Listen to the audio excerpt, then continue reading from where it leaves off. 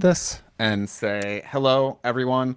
If you are watching this after the fact, my suggestion is scrub it forward probably 5 to 7 minutes, and that's when sort of the action will happen. I've got to do a little bit of like cleanup beforehand, and so I'm gonna throw.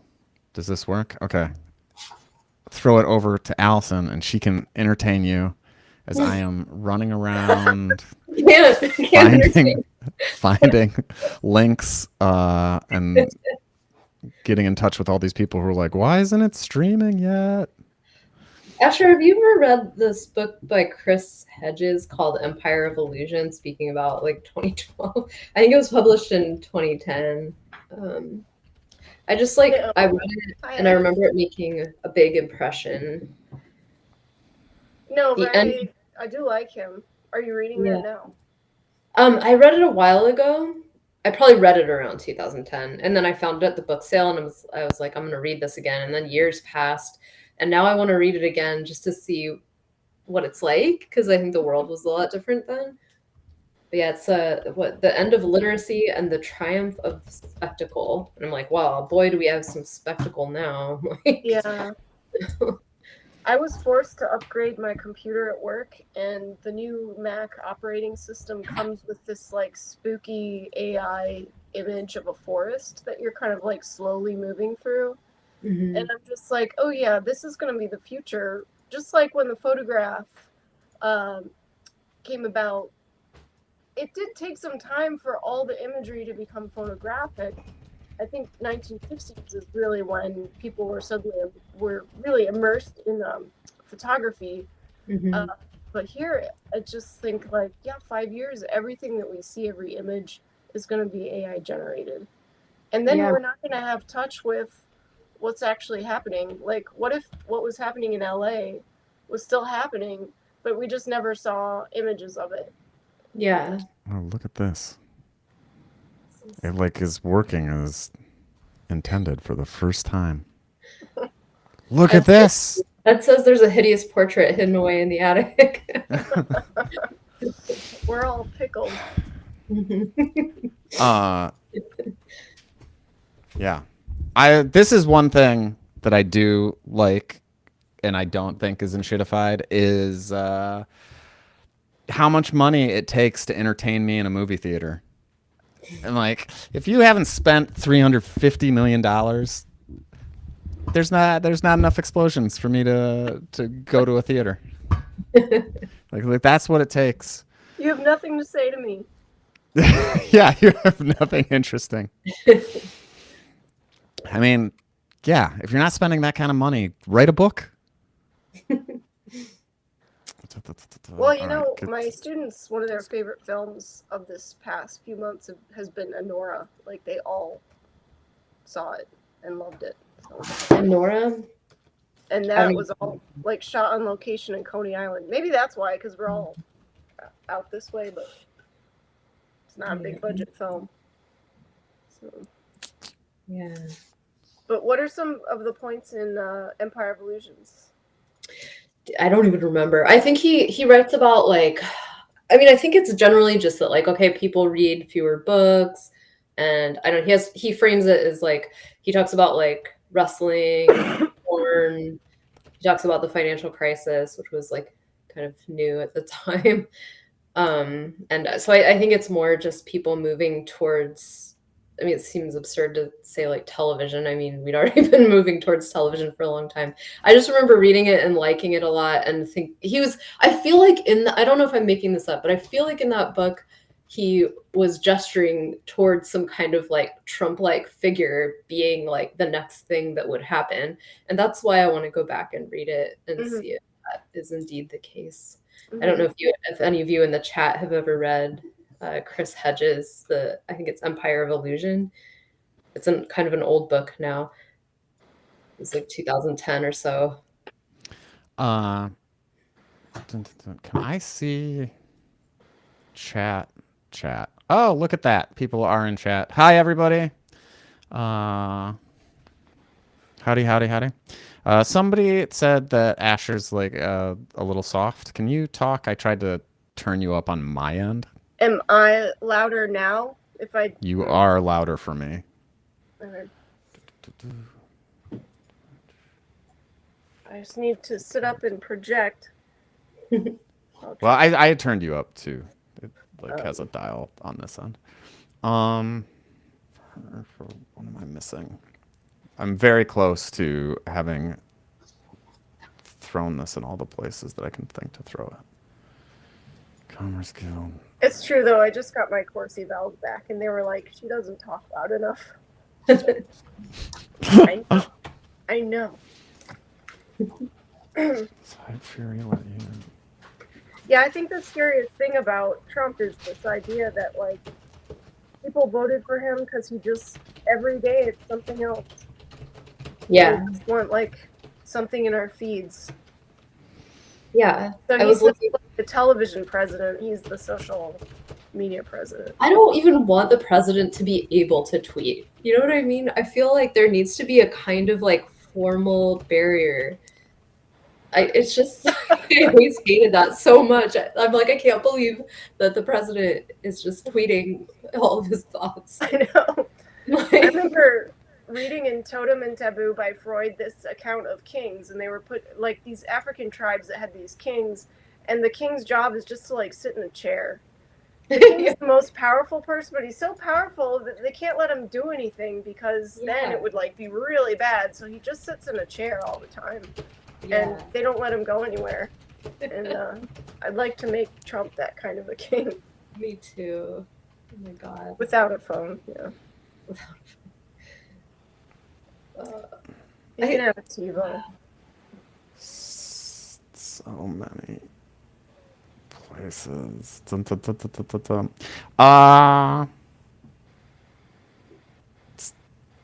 Promo everything. What do you do? There we go. Yeah. Here it is.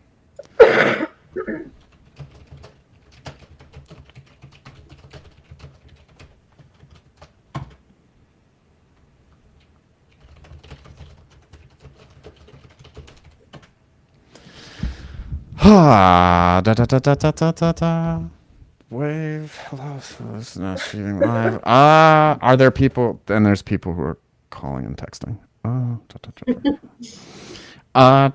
We're at 7:04. At the same time, I'll say that if a majority of people voted for him, I don't think a majority of people are stupid. I don't. I mean. Well, what would that mean? Like, well, isn't it an average anyway? Well, I think they'll be dismayed by a lot of the same things I would be dismayed by. It's just they have a different perspective on like whether or not he's fit to be president. So yeah. Hi. Hey. Polyrhythmic Leo is just joined the chat in. Let me throw people up. And if you guys are on Twitch, he is a very good follow. He does a bunch of things, but the thing that I like to watch is he codes video games that he's working on. And it's, if you are at all interested in that, I think it is one of the best ones to watch and sort of glean how he's thinking about fixing things. And also in our world of like storytelling and stuff like that, he's very interested in that aspect and how to apply that sort of stuff to gaming in general. That's cool. So as he codes, can you see on the screen what? Yeah. He'll bring stuff up and he'll have people like play through tests and stuff like that, and then like sort of you can see it in real time. They'll send him bugs and he'll be like, okay, this is how I'm going to go around and fix it. And if you throw your link into chat for your game, it's called Pixel Noir, but we'll throw it up on the screen. Hi. Okay, so let's start with introductions for people who are new. Thank you to everyone who's shown up. We're going to be doing this for about an hour, and then some of us will jump into the Discord where we will, I think, depending on how many people show up, we will read a little bit of the next book, and that'll be sort of the segue into the next one. The next book is awesome. I'm glad that there are certain ones that I really liked. I didn't like the one you told me you liked the best. So I'm excited to have a little bit of debate there. Our next book we're reading is Ted Chiang's Exhalation, like breath. And there are a bunch of thought-provoking works in there. What are things that are just you need to get through? Oh, I'm gonna send people Detention. I'll link myself, but what I will have you do first is if you will, can you introduce Asher? And then Asher will introduce me, and then I'll introduce Allison. Okay. Maybe Asher is a professor of, I want to say that you teach like film studies classes, Asher. Asher was a friend from college a long time ago, and we've just recently reconnected. So I've spoken about books a lot with her, but I can't give you her bio. But yeah, she's a college professor, and she's awesome. And then I introduce Dan. Yeah. Okay, so Dan, well, we all went to college together, and Dan and I took exactly one class together, and he kept borrowing my book, and he never read it, and I really had to hound him to give it back to me, so it was an exercise. And then I think he dropped that class. So. It sounds about right. I have zero recollection of this, but probably because I dropped it. Somebody asked, is the next book fiction or nonfiction? Is that NUI? Is that spelled correctly? It is science fiction, and he wrote the short story that led to what? A famous thing. Limitless. There we go. Oh. And that book is in his first collection. There's a couple of sci-fi writers who wrote similar things. I don't know who really gets credit for Limitless, but his is the one I most see linked to, but I didn't jump down the rabbit hole. That says he wrote Arrival. That's cool too. Yeah. Big deal. So the next introduction is Allison. And Allison is my favorite poet of all time. And I know a lot of poets because before I was doing storytelling, there weren't storytelling slams. So I would just go to poetry gigs and then go up and be like, I'm going to tell a story. And so I got to see a lot of poets, and I'd always be like, is anybody ever going to be better than Allison Barrett? And they just weren't. They just weren't. And today we are going to talk about Doppelganger by Naomi Klein. I'm going to throw it over to Asher, who is going to give us sort of a summary of the book to start us off, and then we will kick into kind of a TED Talk about it. Uh-huh. Okay, great. So the premise, if I could have the slides, because I'd like to have the slide. Oh, that's good. Slide. Or I can share my screen, actually. Can you? Uh, I think that's a lie. I think only I can share. Yeah, I think it's a lie, too. That's not. Never mind. That's not as great as I want it to be. Let me slideshow. Oh, Whoa. the future. Can you give me the next slide? Next slide, please. Okay, premise. So the premise of the book is that Naomi Klein on the left here, and on the left, Naomi Wolf on the right, and now on the right, I'm saying politically speaking. Both were kind of came into prominence, I think, in the 90s. Naomi Klein with a book called No Logo, which was about how brand bullies are sort of taking over public space. They're taking over public speech. We can't, like malls are places where we can't have public discourse. Basically, commercial spaces are displacing public space in the United States and elsewhere. So she wrote this book, No Logo, to talk about that and to sort of argue against this idea of the personal brand, that individuals should be branded and should be their own, like, entrepreneurs, their own personal businesses, which was an idea that was widely laughed at in the 90s, but hey, now everyone's doing it on social media. And yeah.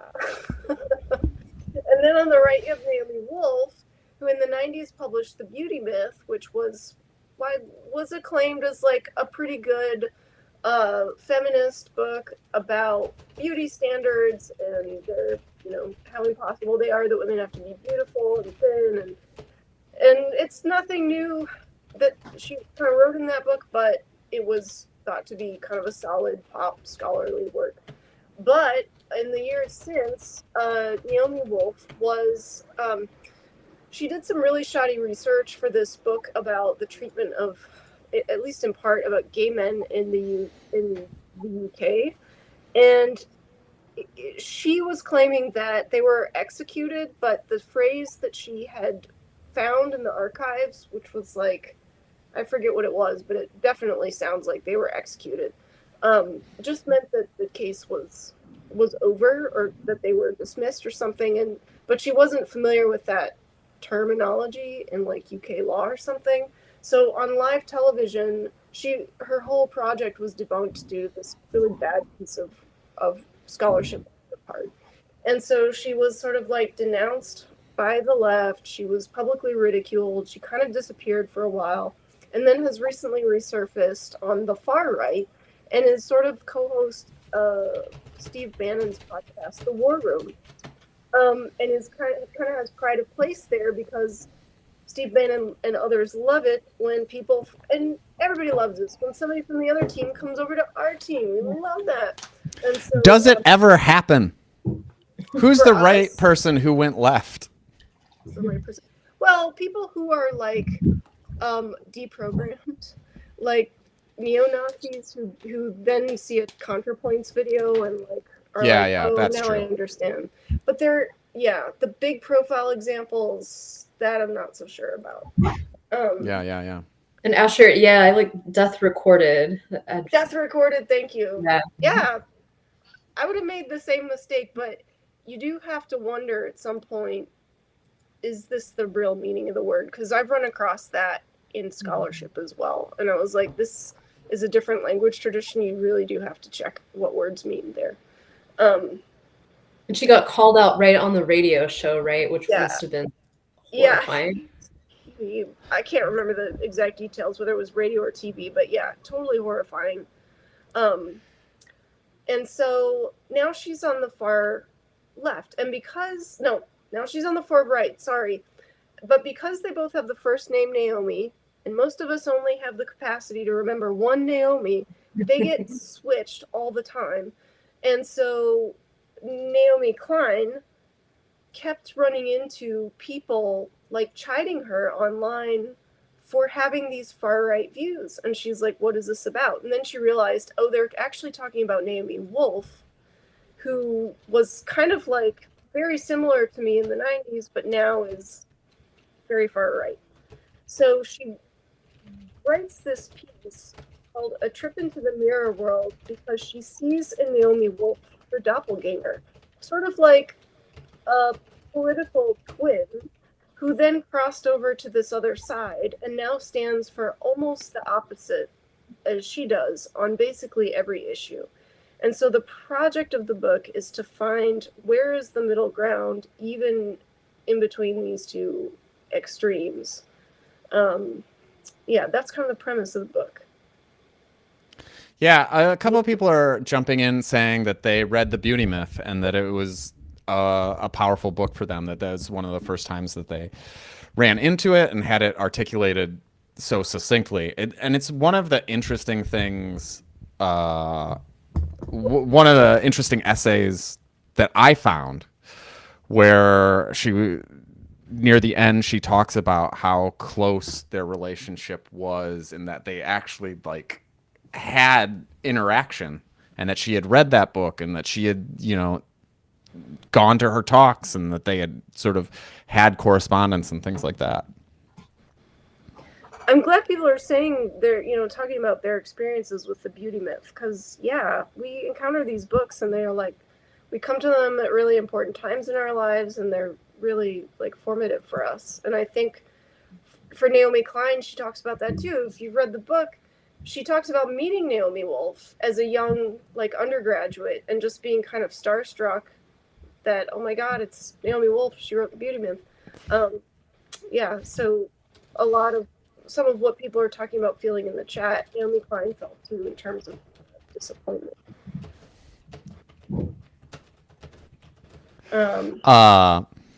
The mirror world has rotted my brain, Kamaria.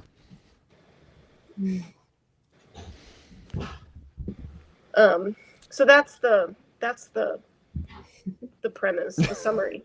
That's the summary. Yeah, that's good. Do you want the next slide? Sure. Okay, so now it's the TED Talk portion. TED Talk. Yeah. Sure. All right, so what are doppelgangers? In fiction, they are these things like the golem that we create, and then they destroy us. And eventually she gets to, well, I don't know if it makes sense to go there yet. So we'll just talk about some like basic concepts from the book, because you don't have to read the book in detention. So I just boiled it down to some real basic concepts. What's the mirror world? So we have a very polarized political landscape, and that means that everything on one side of the political spectrum has a bizarre double on the other side. And it creates a political situation where the two sides they want to win. They just want their team to win, and so they will not cede any ground to the other side. They won't approach the viewpoint of the other side, because it means that you're giving them like credence or a point for ceding some kind of moral or political ground to them. So what we instead have are like political officials or public figures who are all in for vaccines and not talking about not addressing like public skepticism, which is well founded in some cases, because there has been a history of the US government using like treatment programs to actually conduct covert experiences or experiments, like the the syphilis study that was conducted in Tuskegee on Black men who had syphilis, and they were told that they were getting treatment and they didn't. And that's a well-known example, particularly within the Black American community, but it's not, because the left will not bring it up, because that sort of edges towards vaccine skepticism, then the right is free to bring it up all the time if they want to. And what Klein says is they're justified in bringing that up, but the left has no room for it in public discourse. So the left gets Anthony Fauci, who's all about government mandates for vaccines and masking, which are individual-based solutions rather than community-based solutions. She talks about that. So she kind of is like, let's name the leftist position and push against it a little bit. On the right hand, then you have the total vaccine. What was the word I saw in the newspaper today? Skeptic, the vaccine skeptic or critic or crank or whatever, who has all manner of other kind of insane ideas, and then some reasonable ideas about processed food, right? So those are the two kinds of the sort of mirror world manifestation of the vaccine discourse represented by these two figures, RFK and Fauci. That's Soros and Musk. Polyrhythmic Leo points out, like, ostensibly, there's also George Soros, at least that's what the right says, and then there's Elon Musk on the other side, where there's billionaires, and I think it is true, right? Most of us who are, probably all of us who are hanging out in Storylux feed are on the left. So, right, and this is like another point where like George Soros, there's no way to interact with that argument in good faith. I think is part of the problem that's being brought up here is like, how can you talk about it with nuance when the other side doesn't, right? Like, yeah, he is trying to influence the election just like Elon Musk is trying to. And, I would say Elon seems more bombastic about it, but on one side they say it's horrible, and then on their side they say it's right, and it creates this very confusing way to interact with anybody because nobody's interacting in good faith because you just have to hold on to your part, right? That's kind of what you're saying. Am I following? You're talking about me? Yes. Yeah, and just like summarizing this, like if somebody says George Soros is trying to influence political elections. Now, we all know he gives campaign money. We all know that he seeds, small Democrats as well as big Democrats. And we can't, on the left, you can't talk about it.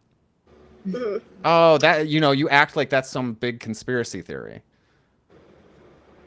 Thanks for that, Carolyn, that reference. That's awesome. Yeah. Yeah, and what Klein gets at, now I'm thoroughly confused. So every time I say Naomi Klein, I'm just looking at my book to get my Naomi right. Yeah. The point that she comes to is, like you just said, yeah, Soros and Musk both buy political campaigns because they can, because that's how the law is structured. That's who owns the political system. So the more that we are polarized, the less we can actually talk about what's happening. It's not capital C conspiracy, it's capital C capitalism. And so, but what the mirror world does is it bifurcates everyone's vision so that they cannot train their focus on the one thing that is actually happening to all of us, and that we're all kind of responding to in our various ways.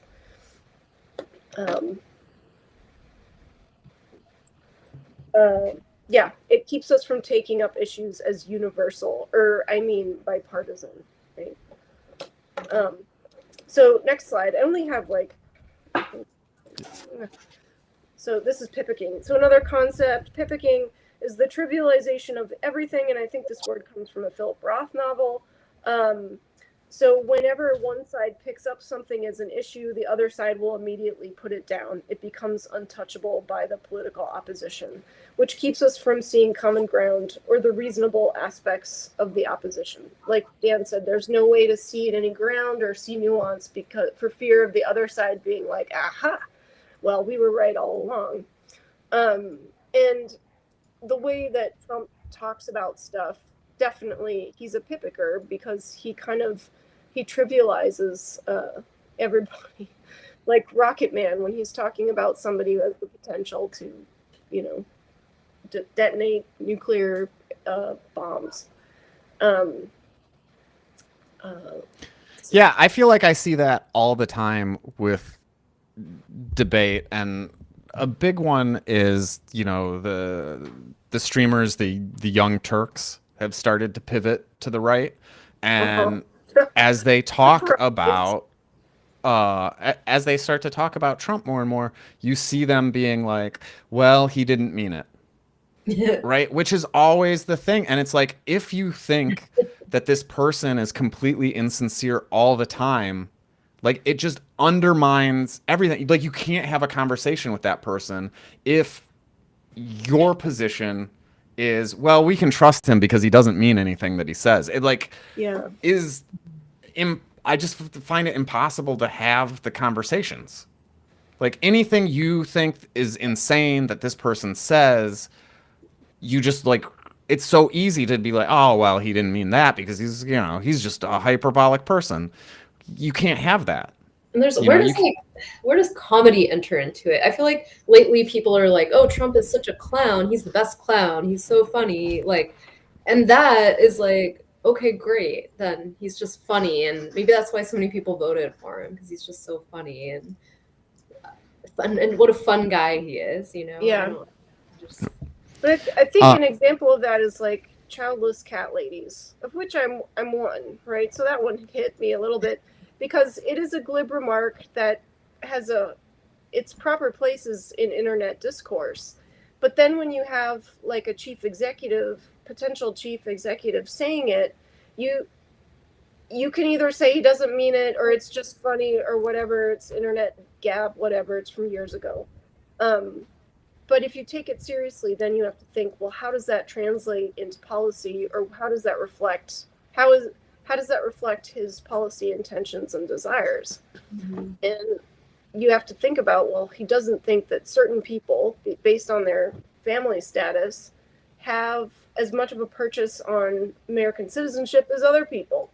And so it can be, all of this stuff that they kind of throw out in an offhand manner is pretty grim if you take it seriously. And so the Young Turks, no one knows the content of Trump's mind, and we have to take that seriously. He's unpredictable.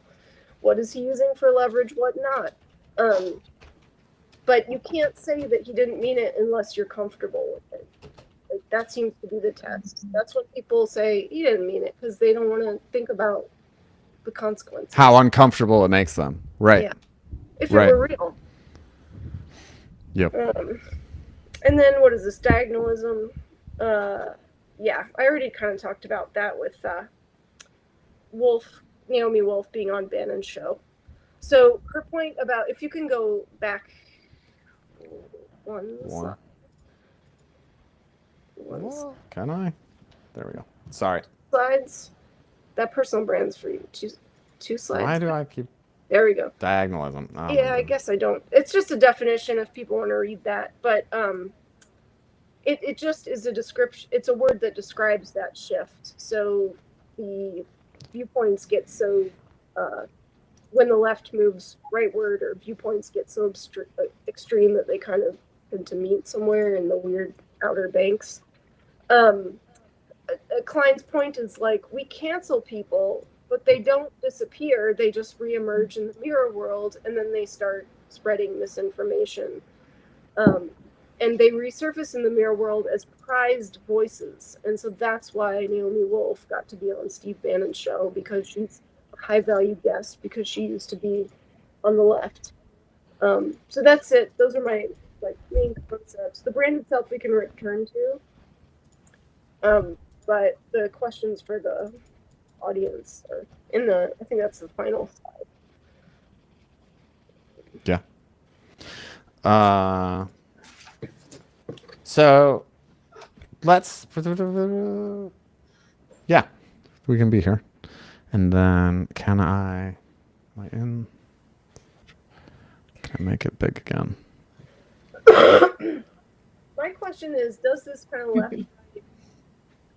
those two sides of the world still pertain? Because it does seem to be getting a little bit weirder. Silicon Valley is now shifting right. Trump just appointed somebody from Soros organization to occupy one of the high offices. I forget who and what office that was, but I do remember somebody worked for Soros, the Soros group. Yeah, you have Elon Musk being 100% MAGA and then saying to Laura Loomer, F yourself in the face if you want to get rid of H-1B visas. So it just seems like we've kind of split, and now things are sort of degrading or enshittifying, even worse. Yes, the right looks for converts and the left looks for heretics. Cool. Yeah. I'm gonna put that away. There we go. All right. So there's two things that I want to pin for later. I want to come back to capitalism is the issue that was something that I felt that the book got really close and then didn't quite get there for me. And then let's look at this comment again.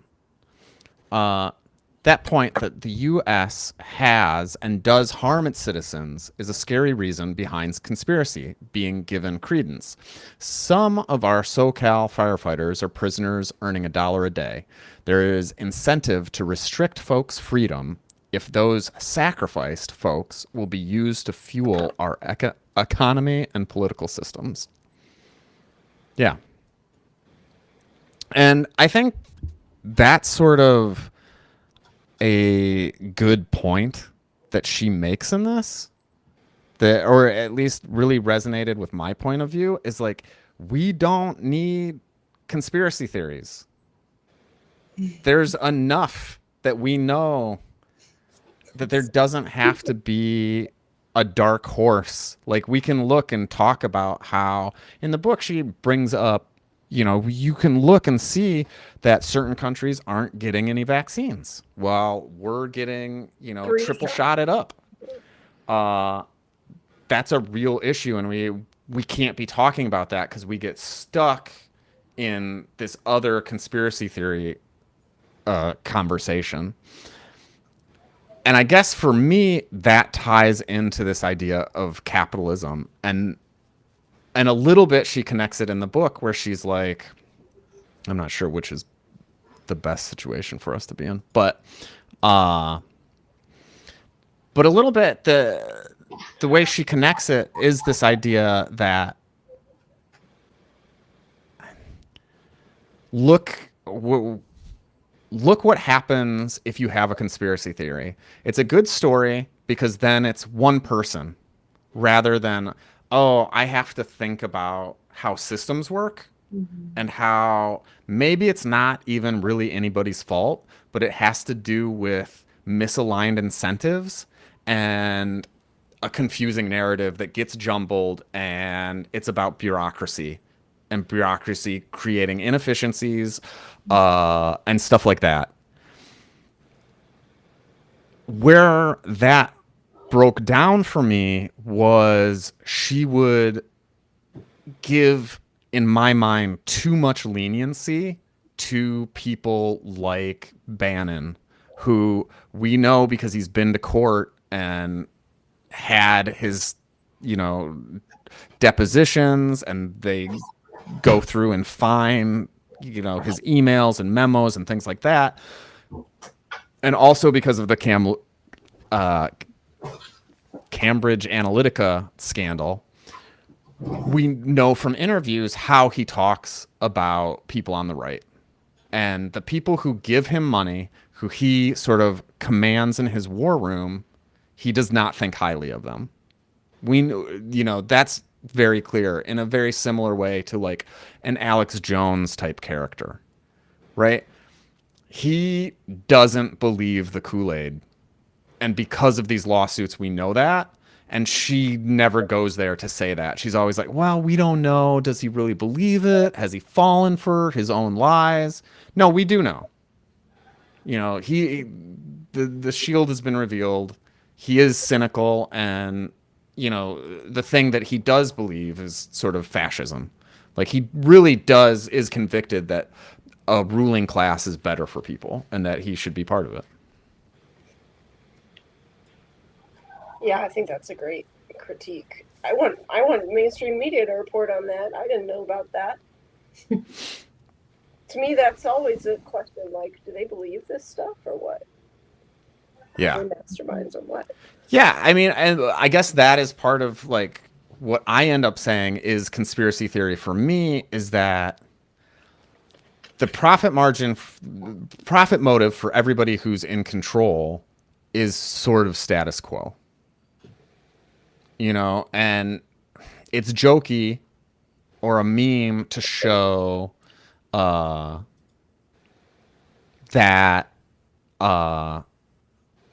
you know, the two presidents who should hate each other most are sitting there laughing together.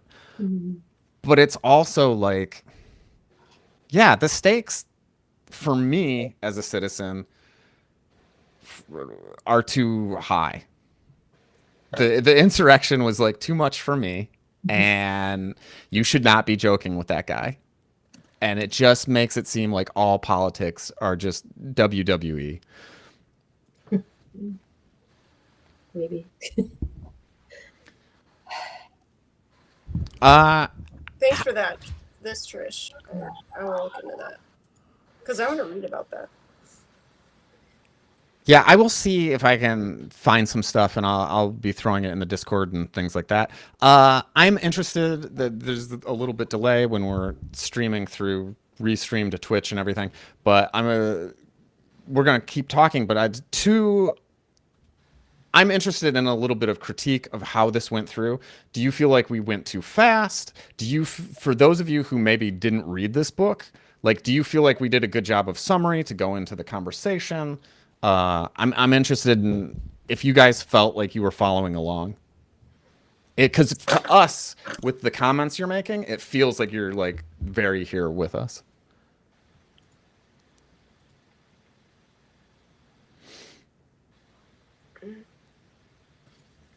I don't know, with this book too, I mean, I feel like we can easily get really away from the book and start just talking about our own experiences and our own what we see on the news and stuff. But I think what this book did really well is use the doppelganger as a framework for, you know, describing all this stuff and describing how we deal with capitalism and conspiracy and so on. I don't know. I like what she does when she writes about how, I don't know, like sort of like the doppelganger, like a way of, you know, participating in the world and, you know, buying all of our stuff and using all of our resources while we're also kind of implicated in all of this and all this conspiracy stuff. It's easy to, I don't know, we want a bad guy. We want to get distracted. I don't know. I'm going way off, but you know, I like when she writes about that novel, The Second Body, and writes, you know, about how like we've got like one conscious self that's like going to work and doing all of our stuff, and then a shadow self that's like implicated in the extraction and the manufacturing and all of that kind of stuff. Yeah, I don't know. Also, the idea of the doppelganger as, you know, putting forth our best, most shiny self on social media and all of this, and then having sort of another buried abject self. I like when she references literature and so on. Mm-hmm. The digital. Yeah, I think. Yeah. Ennui. How do you pronounce it? Ennui? Is it? It's not quite. It's not Anway. It's not Anway, right? Anunui. I think that's my friend Johanna, who's I met through Blue Sky. You can follow us at Storyluck on all social media. But yeah, I think that on our Discord we will start putting up the slides, and that's a good idea. And maybe if I'm on top of my game, we'll have it up before the stream, but definitely after we'll put up a thing.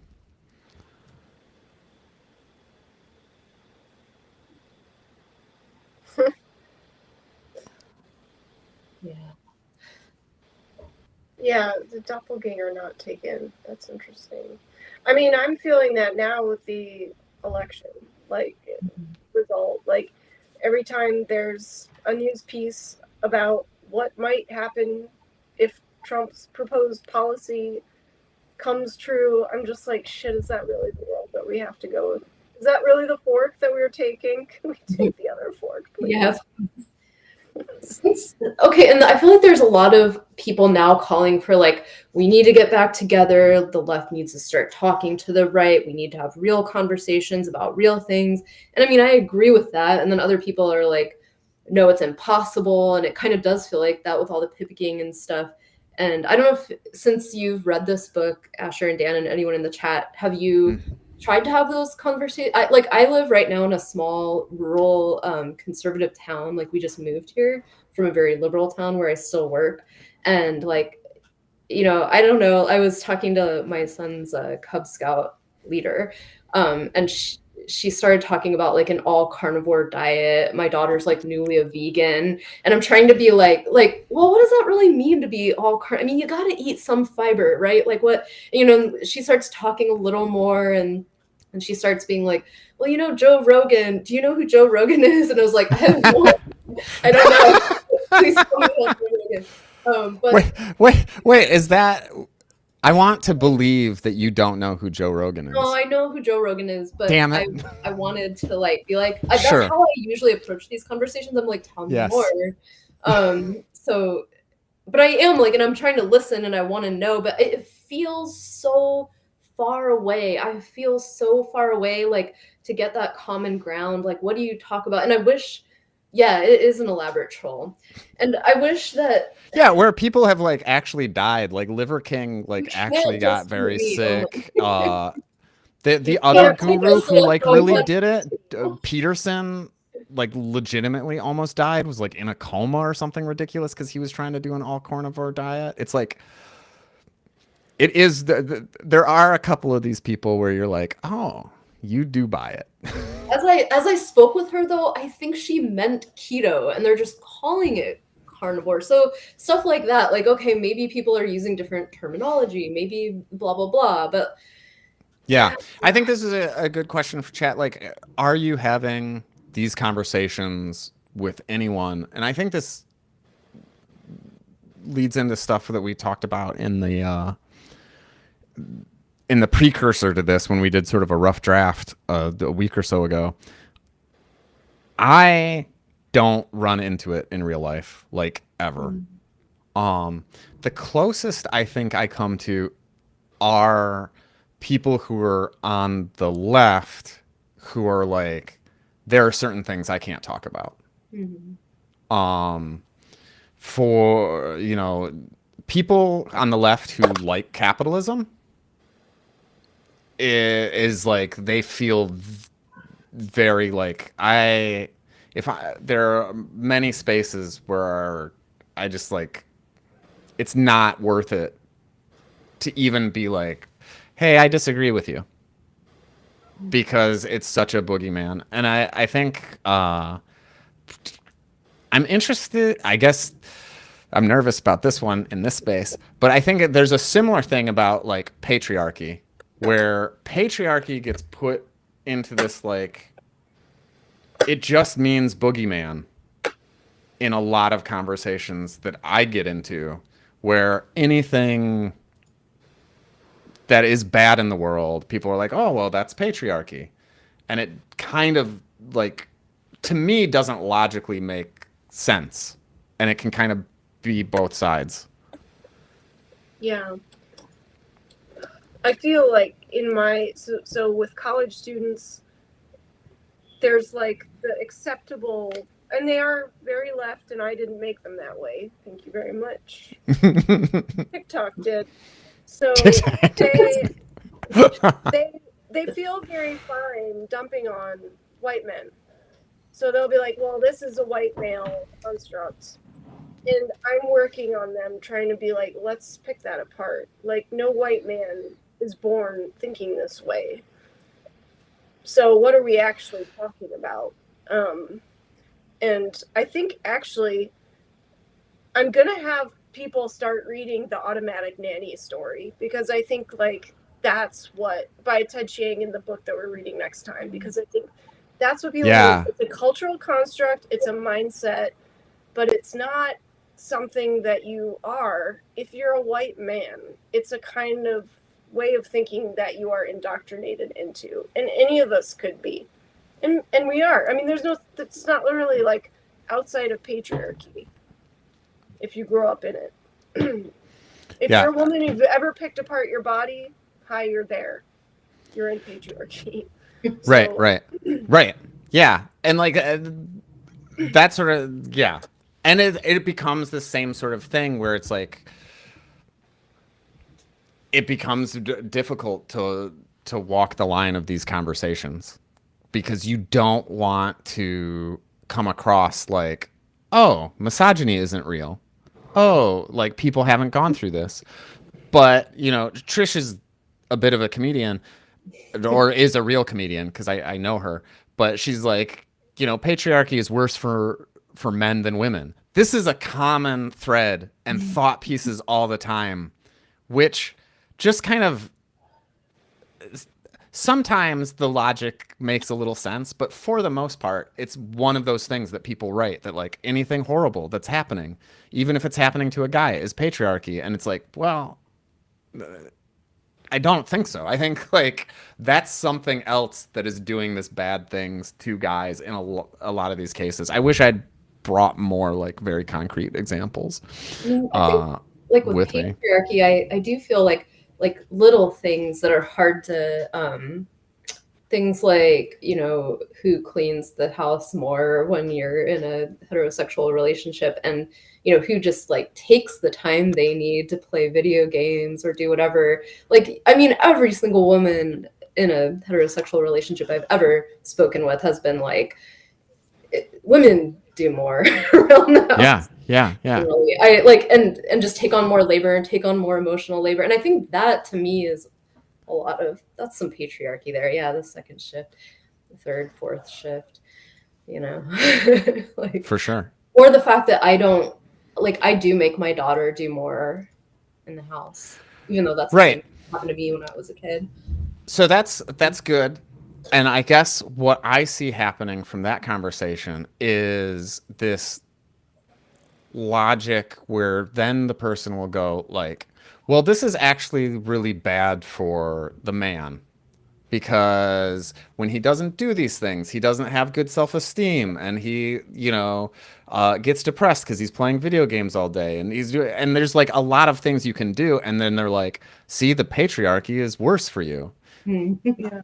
And it's like, it's kind of true, but it is also like, well, then everything, like, then it doesn't do anything good. If it didn't do, if it didn't do any good for anybody,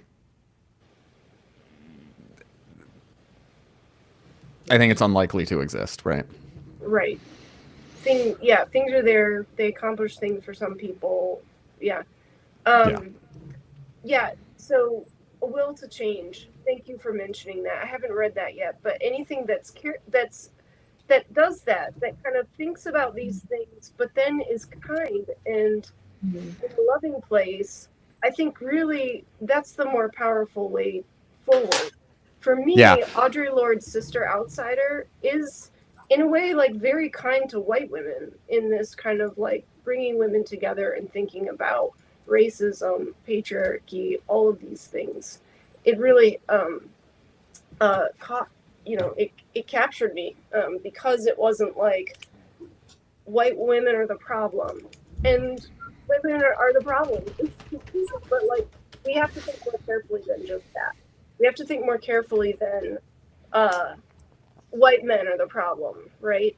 And so why is it always the left? Because we're the thinkers. We may not be the best machinators, but we are better thinkers, I think, than the right. And also, we have this tradition of autocritique. Yes. So we're the ones who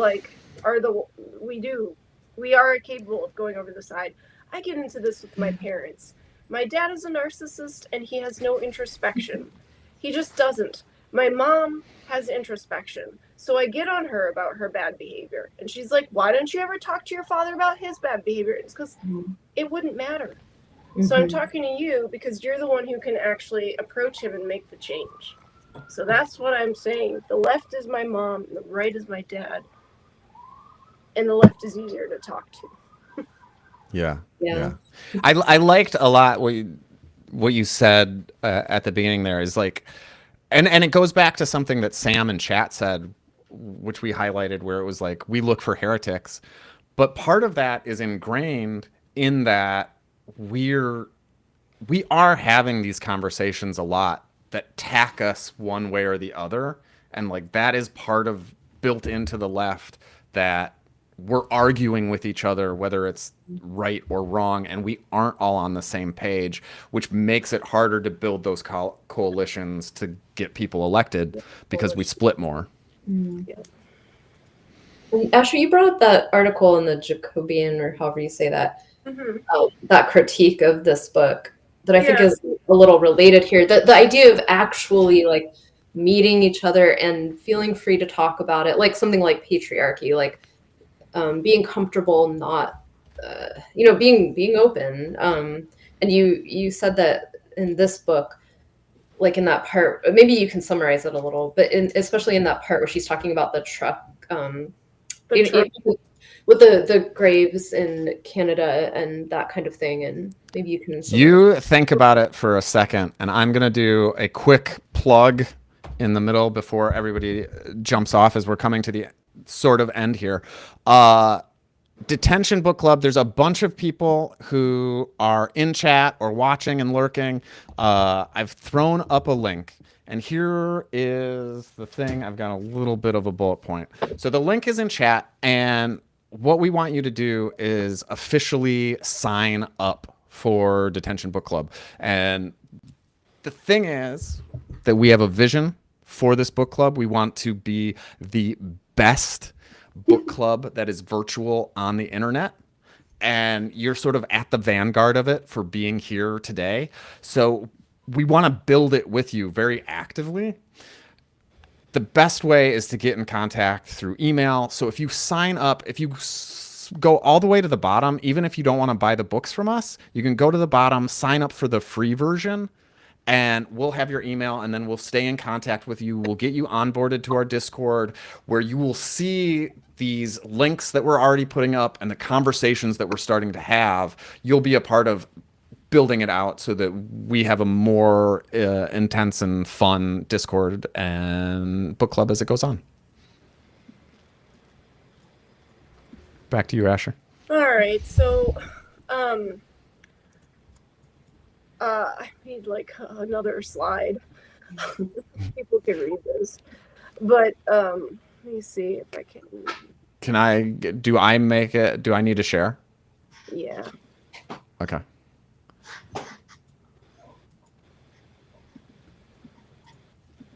Is it? It's the last slide now. So. Okay. So Well, this article from Jacobin basically was like, the problem with the left, Naomi Klein is saying the problem with the left is that they have the same problem the right does, where it's Pipiquing, they can't touch the other side's argument. Neither side is being very nuanced. The left is capable of this. The left should work towards building like critiques of capitalism, because those are the things, and Bernie is a figure who would represent somebody who can do this very well and appeals to both sides, talking about the problem, seeing it very, like in a more clear-eyed way. But both sides want to be purists. Like the thing that keeps them from getting together is that each one feels like doing that, they would have to accept some responsibility. The right doesn't want to touch racism. The left. For those viewing, can you read this now that I've blown it up? Just checking real fast. You can go on, Asher. Yeah. Kamala should definitely have gone on Joe Rogan. That was insanely bad decision. Because he addresses so many people, so why not? But anyway, so this piece from Jacobin had another point, like, well, Klein demonstrates a lot of the same leftist purity in the book by constantly decrying her own position as like a white woman, talking about herself as a settler in Canada, but like she's just somebody who lives in Canada. She didn't settle the land. She's been there, family's been there for generations, and she can't see the discrepancy between calling herself a settler in Canada, but then also arguing for the diaspora, the Jewish diaspora, right, instead of Zion, because she's kind of anti-Zionist, but is also sort of talking to Zionists and her family in this book. However you feel about that, that's her position in this book. And she's talking about the really hard decision that brought Jews together into a place that they called Zion, because they were being murdered everywhere else. But that she traces the debate prior to the formation of Israel. Should Jews be in a diaspora, or should they find a homeland and like create it? And so she has no problem with like the Jewish diaspora. So why would she say that she's a settler? And it's like mincing those concepts. There are certain things that the left really holds on to, and that itself are distractions. So we can sit here and talk about whether we're colonizers and like our parts in genocide, and maybe we should do that. But then also, where we need to end up is fighting power together, because otherwise, like somebody pointed out in the chat, we're just going to eat ourselves on the left. It's one of those things where like I'm picturing like if I talk to this Cub Scout den leader, if I were to keep talking to her a little more, and I was, maybe I'm gonna like bond with her over how expensive everything is and how hard it is to get by, and then she's gonna be like, yeah, that goddamn Biden, you know what I mean, like and pin it on like one person, and it's like, how do you move the conversation into like, well, maybe there's but like I think someone else said here, like I don't feel like I can like educate someone on all of these things, and I don't know, is how do we like have those conversations? I don't know. And anytime I try to make moves, I feel like I'm putting myself in a position where I'm like, convert me, and then maybe when I make it seem like you've converted me, I can like drop some of my convert you back. Convert you back. Like, I don't know, it's ridiculous. I don't know. For me, it's just like, won't it be interesting to point out when Musk is in charge of like government waste that we're all living under austerity measures, whereas he's poised to become a trillionaire? I mean, everyone can see the discrepancy in that, and in fact, the MAGA movement already has started. Yeah. So start there. Yeah. Just point to something that we can all point to. I don't think we have to like this. The need to educate people. I'm saying that because I feel like the left like it should be doing that the whole time. Yeah, and nobody wants that. No. It sounds like nagging. So instead, we should just be complaining together. And then Well, how about this as a solution? Is like all these people are the swamp, Trump's the swamp, like Musk is the swamp, and it's like that's sort of become to me our common ground, that the elites are the political class and the entrepreneurial class, and they've largely run amok. And I think maybe that's an answer, is like, you can't have this conversation with Naomi Wolf, you can't have it with these other people, but like, can you have it with your next door neighbor? And I guess that's part of like what you were saying, Allison, right? You're like, I kind of can't because she listens to Joe Rogan. Yeah. I don't know. Yeah, I want to keep trying. I don't know. I'm with you, Leo. And that is, I feel so defeated by the election and how, I feel very strongly that was a situation where it's like that's treasonous, and I am enough of a, I don't know, pro-American person that it just like anybody who voted for him, it's just like I'm very like heated and upset about it. And my thing is like stuff like this where it's like I just want to hyper focus on my sphere of influence and be good to the people who I come in contact with and like do good in the world. Yeah, I think we should watch George Carlin as well. Somebody like that. I think that's a good state of there for like where the middle should be. Yeah, a lot of people like George Carlin, right?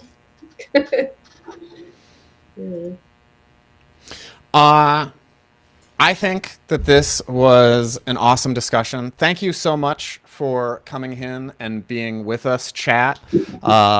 We're going to take sort of a 5-minute break. If you want to come hang out in our Discord, let me try to procure a link real fast. And we will talk a little bit about the next book. And if you guys will be on video for a minute, and we can talk with you directly. Thank you, everyone, so much. Well, can I put up the Detention link?